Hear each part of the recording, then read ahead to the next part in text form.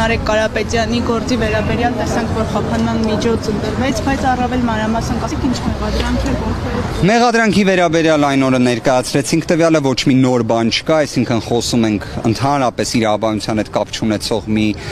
աբսուրդային մեղադրանքի մասին,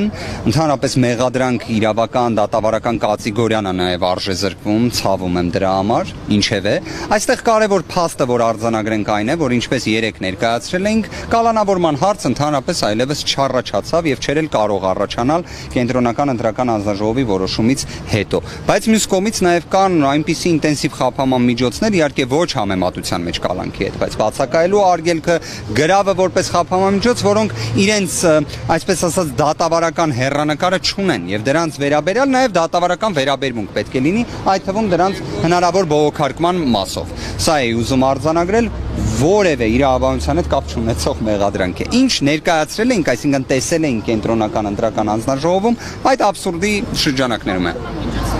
Կայացվեց որտեղ է կայացվել, որ Քննչական կոմիտեն է նշված գործողությունները կատարել, դատախազությունն էլ այսօր հայտարարությունը տարածել է։ Եվ այստեղ ինչն է հետաքրքիր։ Տեսեք, իրենք ի սկզբանե խոսում էին կալանքի մասին, չէ՞, նույնիսկ նման միջնորդություն էին ներկայացրել։ Ոնց տեսնում եք, երբ կալանք չի կիրառվում, դրանից արդարադատությունը, իրավաբանությունը փուլ չի գալիս։ Պարզապես կարելի է մի փոքր կարևորել